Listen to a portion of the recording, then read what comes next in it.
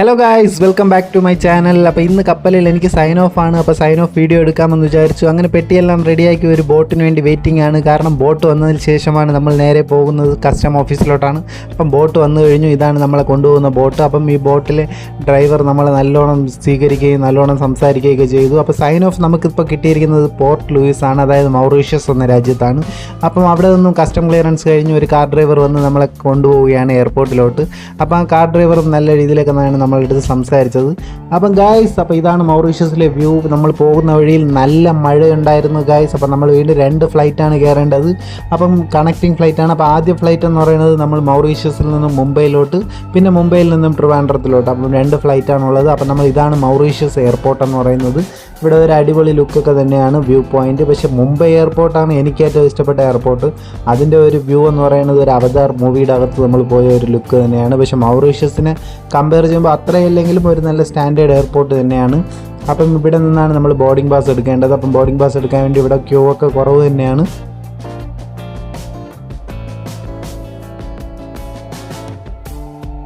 അങ്ങനെ boarding pass എല്ലാം എടുത്തതിന് ശേഷം നമ്മൾ നേരെ പോകുന്നത് കസ്റ്റം ക്ലിയറൻസിന് വേണ്ടിയാണ്. അങ്ങനെ പാസ്പോർട്ട് എല്ലാം കാണിച്ച് നമ്മൾ കസ്റ്റം ക്ലിയർ ചെയ്യേണ്ടിയിരിക്കുന്നു ഈ കൺട്രിയിൽ നിന്ന് നമ്മൾ പോകുന്നതിനും വരുന്നതിനും മുമ്പ്.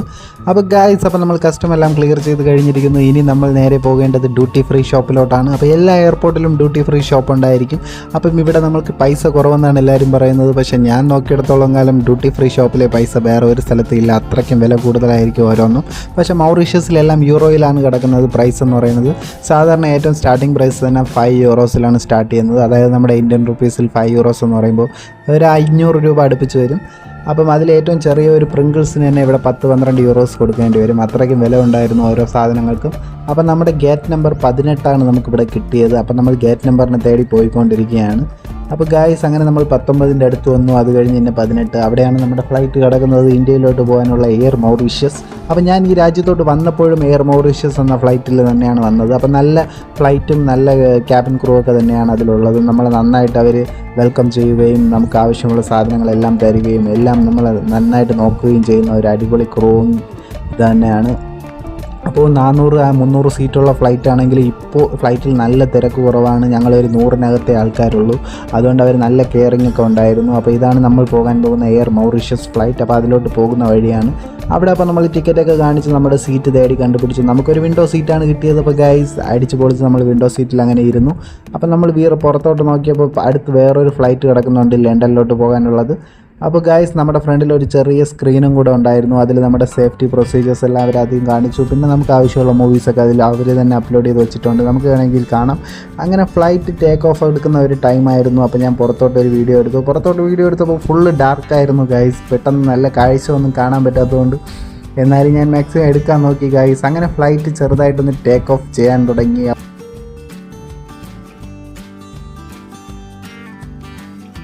ഗായ്സ്, അപ്പോൾ അവർ നമുക്ക് ഒരു ഫ്ലൈറ്റ് ടേക്ക് ഓഫ് ടൈമിൽ നമുക്കൊരു കിറ്റ് തരും. ആ കിറ്റിൽ നമുക്ക് തണുപ്പത്തിടാൻ വേണ്ടി ഒരു സോക്സും അതുപോലെ തന്നെ ഇയർബഡ്സും പിന്നെ കണ്ണും മൂടാൻ വേണ്ടി ഒരു സംഭവവും അങ്ങനെ കുറേ വാട്ടറും പിന്നെ എല്ലാം കൂടെ തരും ഒരു കിറ്റായിട്ട്.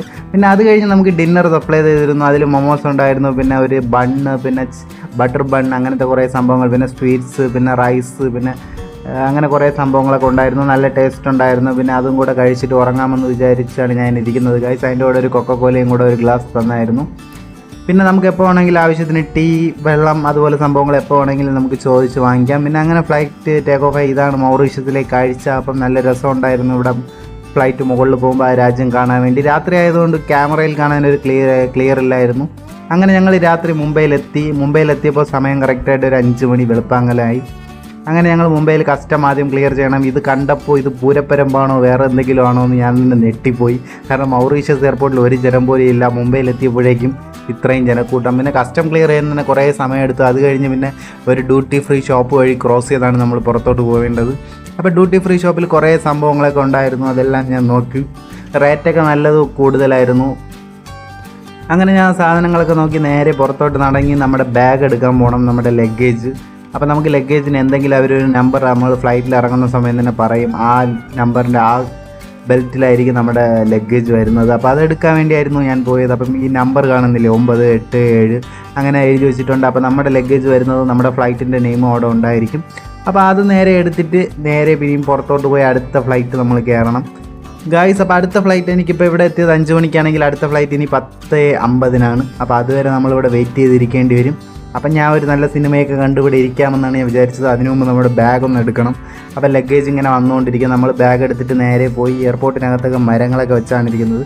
ഇതാണ് ഞാൻ പറഞ്ഞ മുംബൈ എയർപോർട്ടിൻ്റെ ഒരു സ്ട്രക്ചർ എന്ന് പറയുന്നത്. കാണാൻ തന്നെ അടിപൊളി രസമായിരിക്കും. കാരണം ഒരു അവതാർ മൂവിയുടെ അകത്തൊക്കെ പോകുന്ന ഒരു ഫീലായിരിക്കും ഇതിൻ്റെ ഒരു ലുക്കിംഗ് ഒക്കെ കാണാം. ഇപ്പോൾ ഇത് രാവിലെ ആയതുകൊണ്ട് ഇങ്ങനെ ഇരിക്കുന്നു. രാത്രിയായി ഇതിലും നല്ല ഭയങ്കരമായിരിക്കും, ഫുൾ ലൈറ്റ് സെറ്റിങ്സോടെ. എനിക്ക് നല്ല ഏറ്റവും ഇഷ്ടപ്പെട്ട ഒരു എയർപോർട്ട് കൂടിയാണ് ഈ മുംബൈ എയർപോർട്ട് എന്ന് പറയുന്നത്. അപ്പോൾ നിങ്ങളാരെങ്കിലും പോയിട്ടുണ്ടെങ്കിൽ അതിനെപ്പറ്റിയുള്ള കമൻസൊക്കെ നിങ്ങളിടാം. അപ്പോൾ ഗായ്സ്, അപ്പോൾ ഞാൻ വീട്ടിൽ പോകുന്ന ഒരു എക്സൈറ്റ്മെൻറ്റ് കൂടിയാണ്. കാരണം എന്താണെന്ന് വെച്ചാൽ എൻ്റെ കൊച്ചിന് 8 മാസം ഇരുന്നപ്പോൾ ഞാൻ വന്നതാണ്. ഇപ്പോൾ എൻ്റെ കൊച്ചിന് 2 വയസ്സാകാൻ പോവുകയാണ്. അതായത് 10 മാസങ്ങൾക്ക് ശേഷമാണ് ഞാൻ വീണ്ടും നാട്ടിൽ പോകുന്നത്. അപ്പോൾ എൻ്റെ കൊച്ചിനെ കാണാനുള്ള ഒരു ഇതിൽ ഞാൻ റെഡി ആയിട്ടിരിക്കുകയാണ്. അപ്പോൾ ഇവിടെ ഇൻഡിഗോ ഫ്ലൈറ്റാണ് നമുക്ക് വന്നിരിക്കുന്നത്. ഇൻഡിഗോ ഫ്ലൈറ്റാണ് ഇപ്പം 10:50 നമ്മുടെ ട്രിവാൻഡ്രം എയർപോർട്ടിൽ എത്തുന്നത്. കറക്റ്റായിട്ടൊരു 1 മണി 12:50 അങ്ങനെയൊക്കെയാണ് എത്തുന്നത്. അപ്പം ഗായ്സ്, എൻ്റെ ഫാമിലി അവിടെ വെയിറ്റ് ചെയ്ത് നിൽക്കുന്നുണ്ട്. അപ്പോൾ ഈ ഫ്ലൈറ്റിലാണെങ്കിൽ നമ്മുടെ ചേച്ചി വന്നിട്ട് ക്ലാസ് എടുക്കാൻ തുടങ്ങി. ഫ്ലൈറ്റ് അഥവാ വല്ല പ്രോബ്ലം വരികയാണെങ്കിൽ എന്തൊക്കെ ചെയ്യണമെന്ന് പറഞ്ഞിട്ട് അങ്ങനെ ഫ്ലൈറ്റ് നമ്മുടെ ട്രിവാൻഡ്രം എയർപോർട്ടിൽ ലാൻഡായി കഴിഞ്ഞിരിക്കുകയാണ് ഗായ്സ്. അങ്ങനെ ട്രിവാൻഡ്രം എയർപോർട്ടിൽ നമ്മുടെ ഫ്ലൈറ്റ് ഒന്ന് ലാൻഡ് ആയിട്ടുണ്ട്. അപ്പം ഇവിടെ കുറച്ച് കറക്കമൊക്കെ കറങ്ങിയാണ് നമ്മൾ നേരെ അകത്തോട്ട് പോകുന്നത്. അപ്പം ഇവിടെ ഇറങ്ങിയതിന് ശേഷം ഒരു എയർപോർട്ടിൽ ഇൻഡിഗോയുടെ ഒരു ബസ് വന്നായിരുന്നു. ആ ബസ്സിൽ കയറി നമ്മൾ എയർപോർട്ടിനകത്തോട്ട് പോകണം. അപ്പോൾ ഇത് ഡൊമസ്റ്റിക് എയർപോർട്ടാണ്, ഇൻ്റർനാഷണൽ എയർപോർട്ടല്ല. അപ്പോൾ ഇതിനകത്തോട്ട് വരുമ്പോൾ ഇങ്ങനെയാണ് ഇരിക്കുന്നത് ഡൊമസ്റ്റിക് എയർപോർട്ട്. ഇവിടെ ചെറിയൊരു എയർപോർട്ടാണ്. അപ്പം ഇതിനകത്ത് 2-3 ബെൽറ്റേ ഉള്ളൂ. അപ്പോൾ നമുക്ക് ബാഗ് ഈസി ആയിട്ട് കിട്ടുമെന്ന് പറഞ്ഞിട്ട് ഞാൻ പോയി. പക്ഷേ ബാഗ് കിട്ടാൻ കുറേ സമയമെടുത്തു, അത്രയ്ക്ക് ജനക്കൂട്ടം ഉണ്ടായിരുന്നു. അങ്ങനെ ബാഗ് എടുത്തിട്ട് നേരെ ഞാൻ പുറത്തോട്ട് പോകാൻ റെഡിയാകുകയാണ് ഗൈസ്. അപ്പം പുറത്ത് എൻ്റെ ഫാമിലി വെയിറ്റ് ചെയ്തിരിക്കുന്നുണ്ട്. അപ്പോൾ എന്തോ സർപ്രൈസുമായിട്ടാണ് നിൽക്കണമെന്നാണ് ഞാൻ വിചാരിക്കുന്നത്. അപ്പോൾ പോയപ്പോൾ തന്നെ ഞാൻ കണ്ടത് എൻ്റെ ഭാര്യ ഒരു പൂവുമായിട്ട് നിൽക്കുന്നു. അപ്പോൾ 10 മാസത്തിന് ശേഷം വന്നതുകൊണ്ടുള്ള സ്നേഹമായിരിക്കാം. എൻ്റെ കൊച്ചും കൂടെ നല്ല ഹാപ്പി ആയിട്ടിരിക്കുന്നു.